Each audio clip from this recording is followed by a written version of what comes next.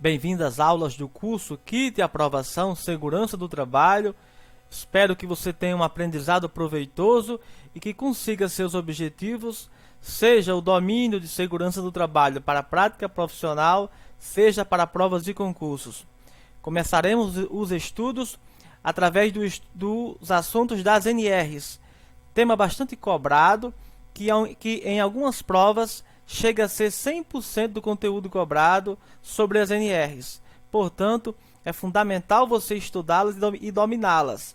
Trarei um conteúdo atualizado com o que é cobrado de maneira esquematizada. A NR1 acabou de ser reformulada e atualizada através da portaria 915 de julho de 2019. Portanto, você terá acesso ao melhor conteúdo. Qual o objetivo da NR1 que trata das disposições gerais?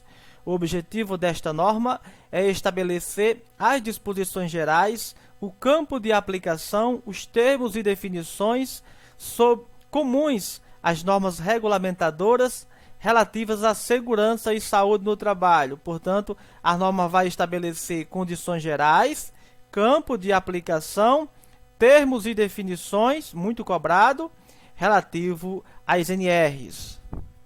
Do campo de aplicação, as normas obrigam, nos termos da lei, empregadores e empregados, sejam eles urbanos e rurais. Portanto, ela obriga, sejam empregadores ou empregados, sejam eles urbanos e rurais.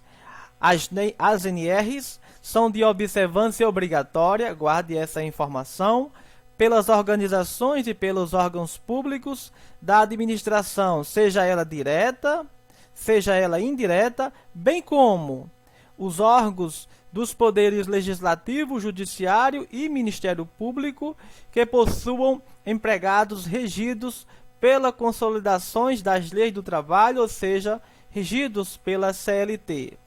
A observância das NRs não desobriga, guarde essa informação, as organizações do cumprimento de outras disposições. Portanto, podem cumprir outras disposições que, com relação à matéria, sejam incluídas em código de obras ou regulamentos, portanto, código de obras ou regulamentos sanitários de estados ou municípios, bem como daqueles oriundos de convenções ou acordos coletivos de trabalho. Portanto, tem que obedecer às NRs. Mas isso não desobriga obedecer outros códigos ou até convenções, por exemplo.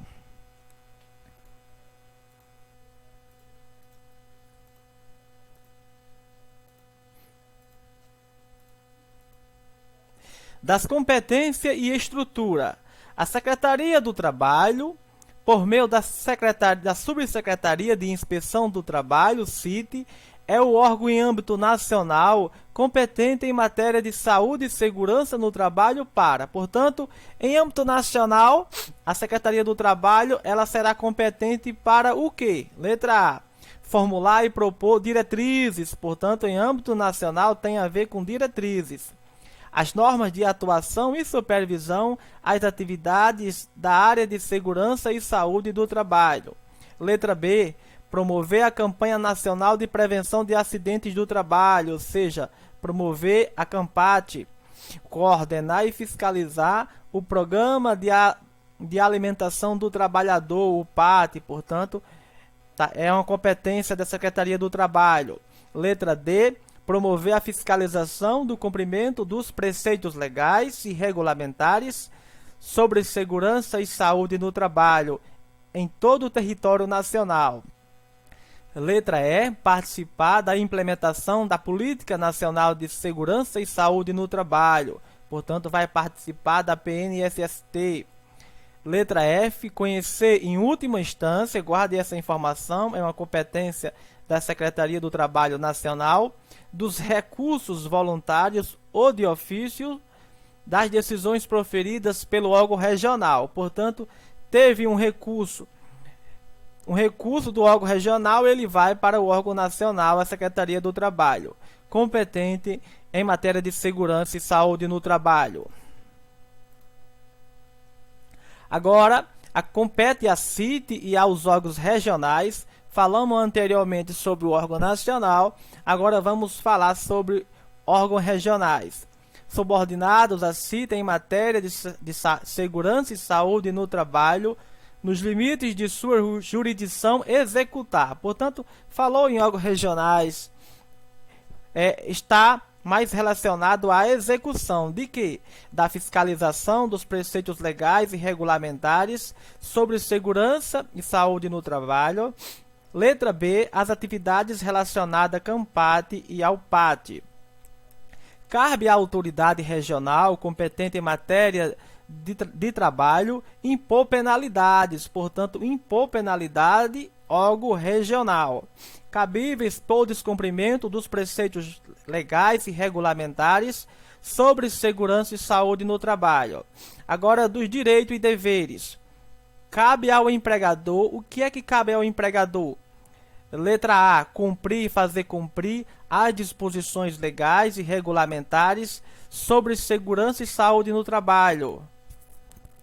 Letra B, informar os trabalhadores sobre, portanto é uma obrigação do empregador, informar os trabalhadores sobre o quê? Os riscos ocupacionais existentes no local de trabalho.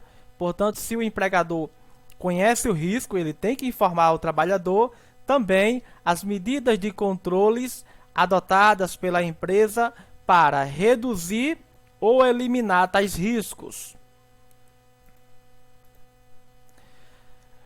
Os resultados dos exames médicos e dos exames complementares de diagnóstico aos quais os próprios trabalhadores foram submetidos. Portanto, o empregador ele tem que informar dos resultados dos exames médicos aos trabalhadores.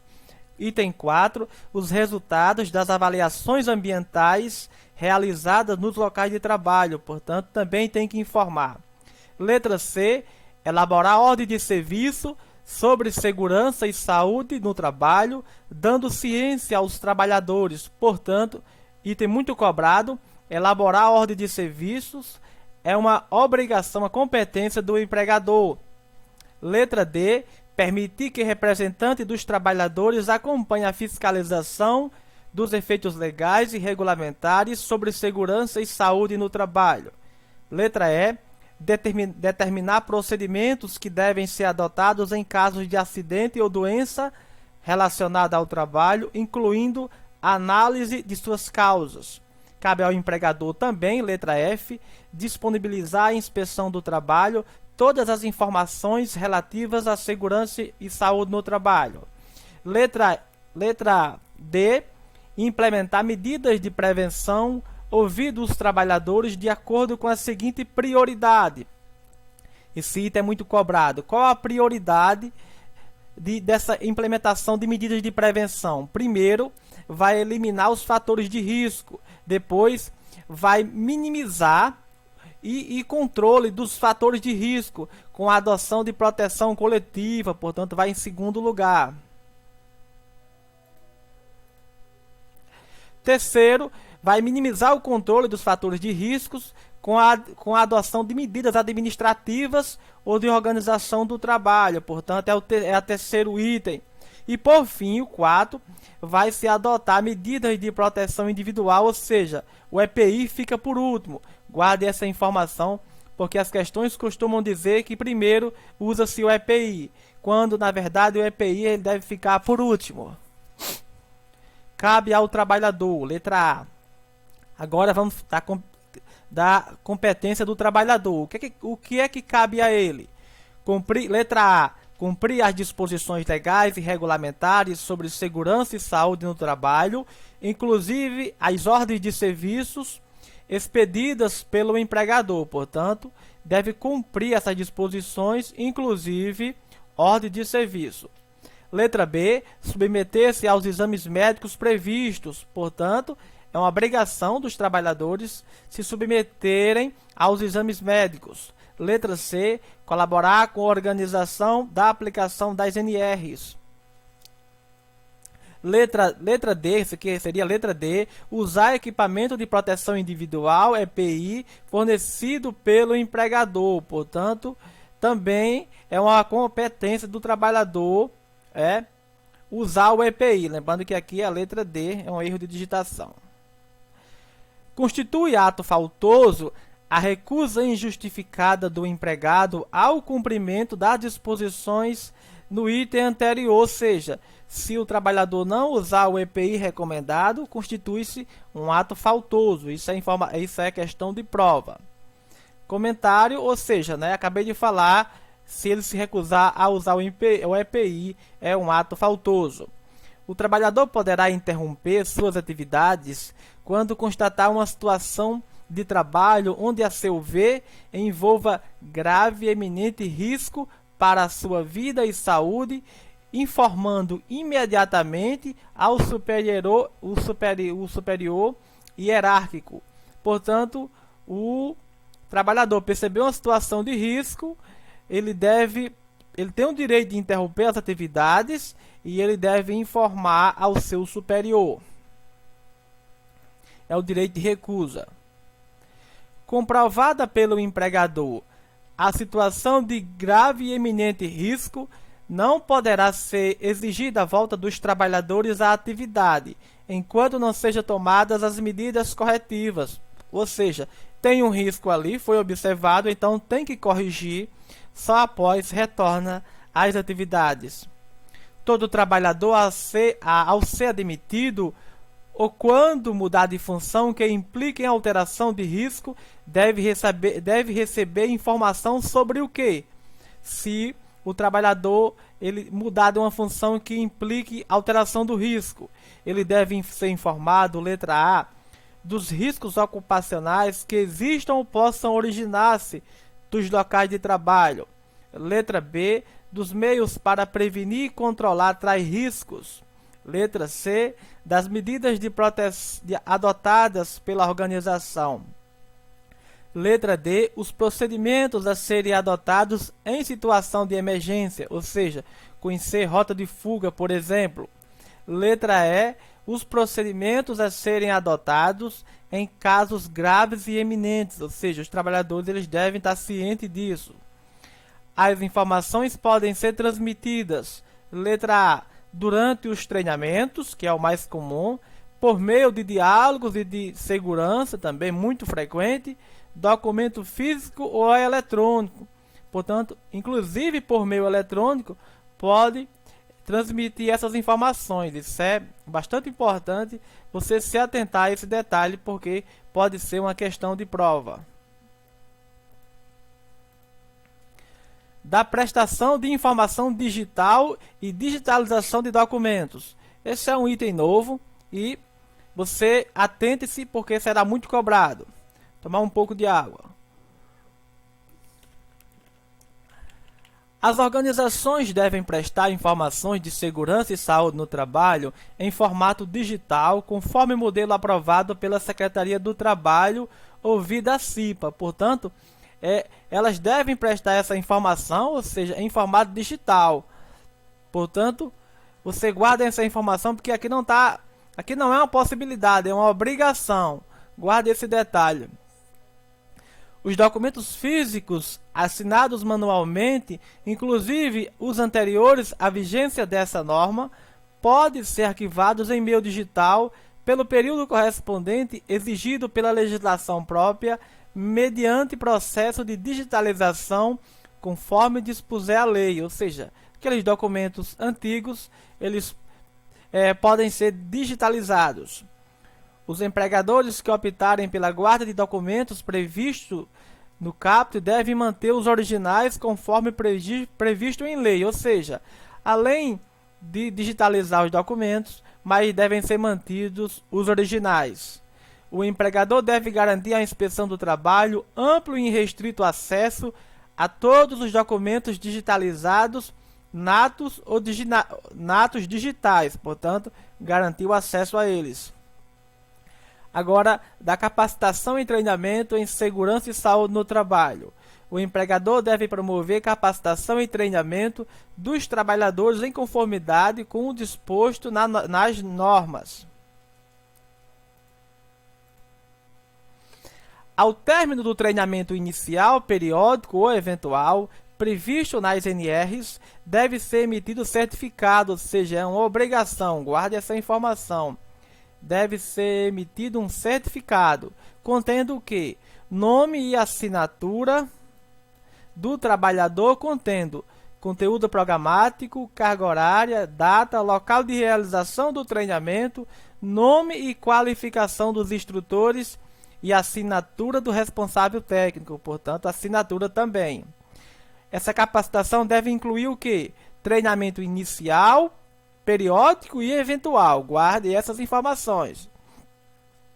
O treinamento inicial deve ocorrer antes, guarde essa informação, de o trabalhador iniciar suas funções ou de acordo com o prazo estabelecido em NR. O treinamento periódico ele deve ocorrer de acordo com a periodicidade estabelecida nas NRs ou quando não estabelecido em prazo determinado pelo empregador. O treinamento eventual deve ocorrer quando? Letra A. Quando houver mudança nos procedimentos, condições ou operações de trabalho que impliquem alteração dos riscos. Portanto, houve mudança, treinamento eventual. Letra B. Na ocorrência de grave ou fatal acidente, na ocorrência de acidente grave ou fatal que indica a necessidade de novo treinamento. Letra C. Quando de retorno do afastamento do trabalho por período superior a 180 dias. Guarde essa informação que será muito cobrada.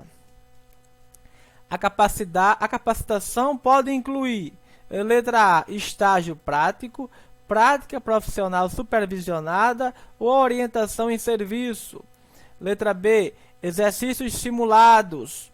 Letra C, habilitação para a operação de veículos, embarcações, máquinas ou equipamentos. O tempo despendido em treinamentos previsto nas NRs é considerado como trabalho efetivo. Informação muito importante. Se o trabalhador participou de um treinamento, este será considerado trabalho efetivo.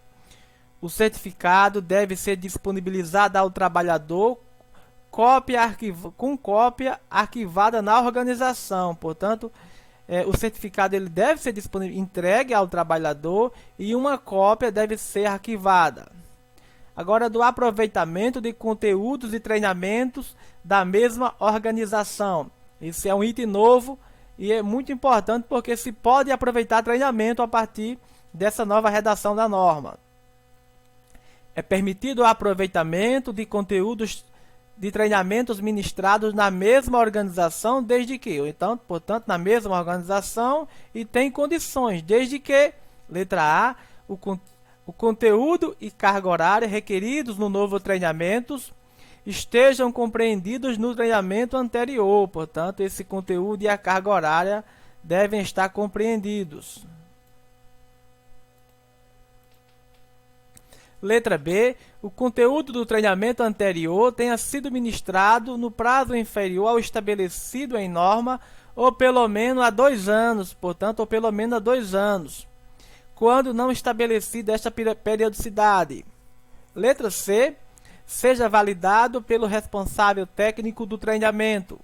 Agora, do aproveitamento de treinamentos entre organizações.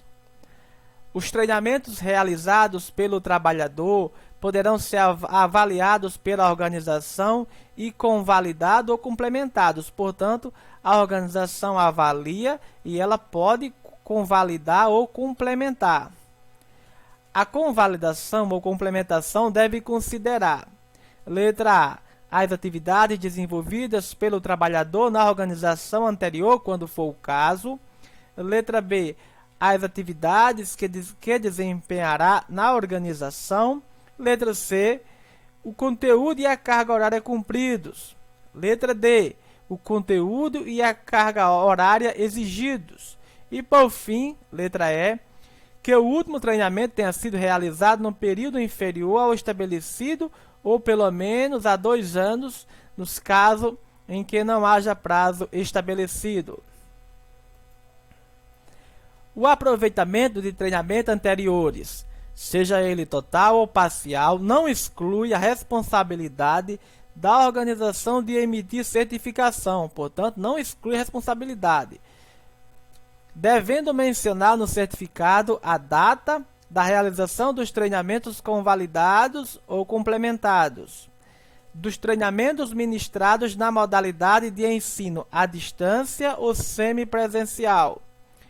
Os treinamentos podem ser ministrados tanto no ensino à distância como semipresencial, desde que, ou seja, tem uma condição, desde que atendidos os requisitos operacionais, administrativos, tecnológicos e de estruturação pedagógica previsto no anexo 2.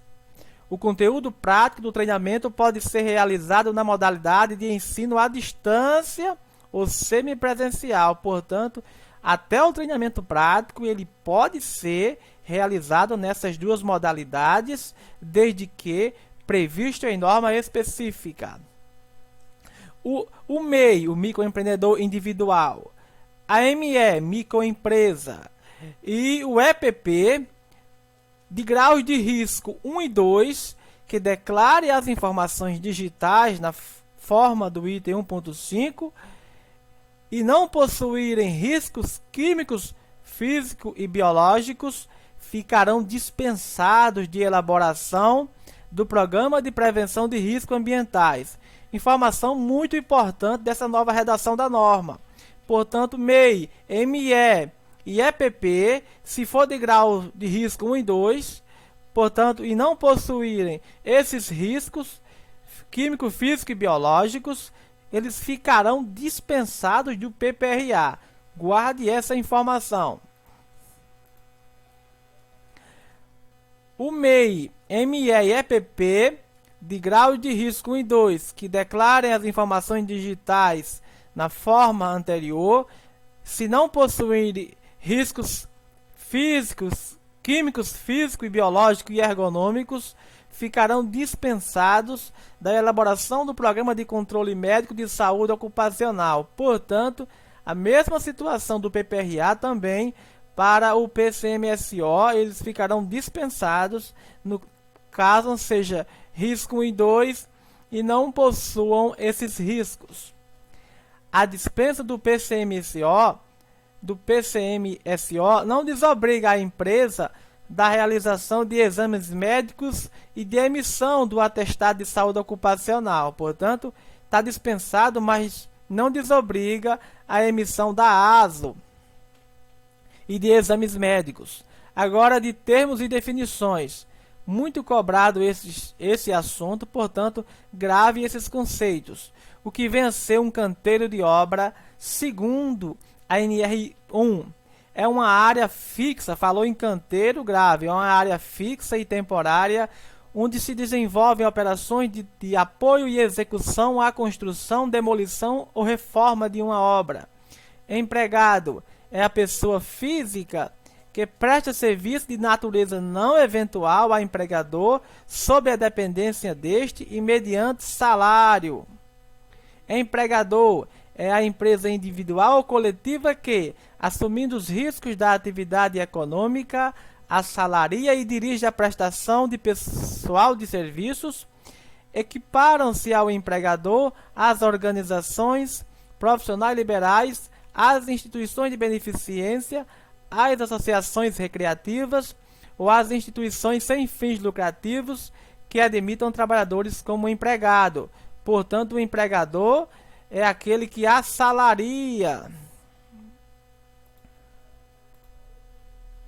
Estabelecimento é um local privado ou público, edificado ou não, móvel ou imóvel, próprio ou de terceiros, onde a empresa ou organização exerce suas atividades em caráter, seja ele temporário ou permanente. Frente de trabalho é uma área de trabalho móvel, enquanto o canteiro é fixo, a frente de trabalho é móvel e temporária. Local de trabalho é a área onde são executados os trabalhos. Obra é todo e qualquer serviço de engenharia, de construção, montagem, instalação, manutenção ou reforma. Ordem de serviço de segurança e saúde no trabalho. São instruções por escrito, guarde esse detalhe, quanto às precauções para evitar acidentes ou doenças do trabalho. As ordens podem estar contempladas em procedimentos ou outras instruções de SSST. Prevenção é um conjunto das disposições ou medidas tomadas ou previstas em todas as fases das atividades da organização que visa evitar, eliminar, minimizar ou controlar os riscos ocupacionais. E o que vem a ser setor de serviço é a menor unidade administrativa operacional no mesmo estabelecimento. Portanto, a menor unidade é o setor. Trabalhador é uma pessoa física.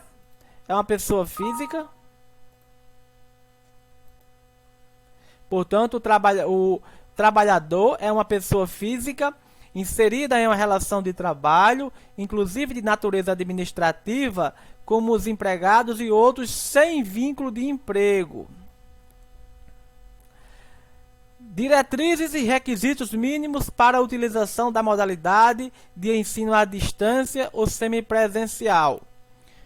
O empregador que optar pela realização das capacitações por meio das modalidades de ensino à distância ou semipresencial poderá desenvolver toda a capacitação ou contratar empresa ou instituição especializada. Portanto, instituição especializada que oferte, devendo em ambos os casos observar os requisitos constantes no anexo desta norma. As atividades práticas obrigatórias devem respeitar as orientações previstas nas normas e estar descritas no projeto pedagógico do curso. Portanto, essas atividades práticas obrigatórias, elas têm que respeitar essas orientações. O projeto pedagógico do curso deverá ser validado a cada 2 anos. Portanto, falou em projeto pedagógico, deve ser validado a cada 2 anos ou quando houver mudança na norma, procedendo à sua revisão, caso necessário. Chegamos ao fim dessa aula, espero que tenha sido proveitosa e até o nosso próximo vídeo. Bons estudos e boa sorte!